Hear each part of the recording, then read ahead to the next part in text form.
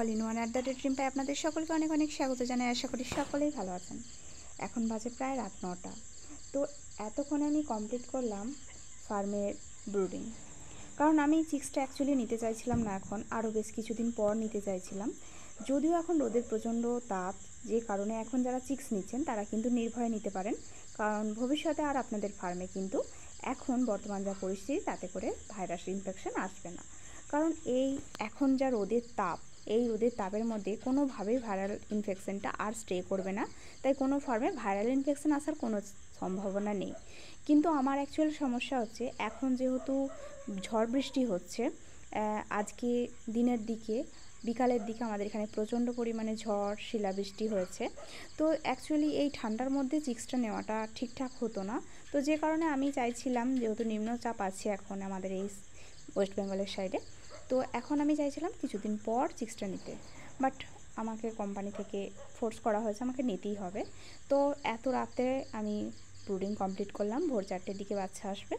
তো দেখুন, আমি সমস্তই কিন্তু একদম ভালোভাবে ব্লিচিং দিয়ে ধুয়ে নিয়েছি, কারণ আপনারা তো সকলেই জানেন এর আগের লটে ভাইরাস ইনফেকশন এসেছিলো। যেহেতু ভাইরাল ইনফেকশন এসেছিলো, তাই পর্দা থেকে শুরু করে সমস্ত কিছু ভালোভাবে ধুয়ে এই যে ফার্মের যে শেড, সেটাকে দেখুন একদম মাকড়সার জাল একটিও নেই, একদম মাকড়সার জাল পুরোপুরিভাবে পরিষ্কার করে দেওয়ার পর ভালোভাবে পুরো ফার্ম মাকড়সার ঝুল ছেড়ে তারপর কিন্তু আমি চিক্স নামানোর জন্য রেডি করেছি ফার্মটাকে। আর ফার্মটাতে আমি 2 ইঞ্চি পুরো করে মাটি দিয়েছিলাম, সেটা তো সকলেই দেখেছেন। তো যে কারণে আমি চুনটা কিন্তু দিইনি, আমি চুনটা কিন্তু তার আগেই দিয়েছিলাম, কস্টিক দিয়েছিলাম যেহেতু। তো মোটামুটি কমপ্লিট হয়ে গেছে। আর আমার কাছে তুষ ছিল না, তো আমি তুষ 4 বস্তা অন্য ফার্ম থেকে নিয়ে এসেছি। যেহেতু ভাইরাল ইনফেকশন এসেছিলো, তাই আগের লটে যদি তুষ অল্প স্বল্প কারো থেকেও থাকে, অবশ্যই করে সেই তুষগুলোকে চেষ্টা করবেন বেশ কিছুদিন রোদের মধ্যে ফেলে রেখে তারপরে নেওয়ার।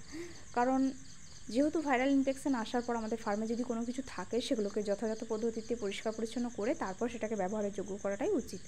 তো সেই রকমই ব্যাপার, আমার কিন্তু তুষ ছিল না। আমি পাশের ফার্ম থেকে, যে ফার্মে বাচ্চা নেওয়া থাকেনি এই ভাইরাল সিজনে, সেই ফার্ম থেকে নিয়ে এসে সদ্য আমি ব্রুডিংটা করেছি।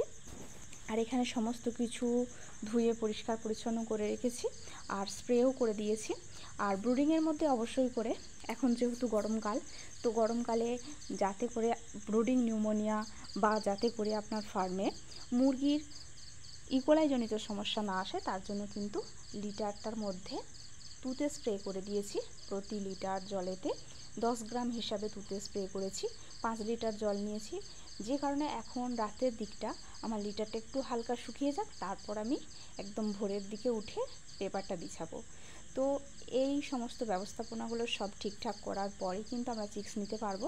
যদি দেখি সেরকমভাবে ঠান্ডা আবহাওয়া আছে, তাহলে সেক্ষেত্রে এই যে বাল্বগুলো আছে, এগুলো 200 ওয়াট করে দিয়ে দেবো প্রত্যেকটা ব্রুডিংয়ে একটা হিসাবে। আর এমনিতেই তো 2 সাইডে ডবল পর্দা দেওয়া আছে, তো হাফ পর্দা এবং ফুল পর্দা। এবারে কিন্তু ভিতরের কোনো পর্দা দেওয়ার প্রয়োজন নেই, কারণ এতটাও ঠান্ডা নেই যে ভেতরে কোনো পর্দা দিতে হবে। তো এভাবেই প্রস্তুতি চলছে। তো ধন্যবাদ, এখানে আমি আমার ভিডিও শেষ করছি। তবে আপনারা নির্ভয়ে প্রত্যেকটা ফার্মে চিক্স নামাতে পারেন, কোনো রকম সমস্যা নেই। এখন আর ভাইরাল ইনফেকশন আপনাদের কারোর ফার্মেই আসবে না।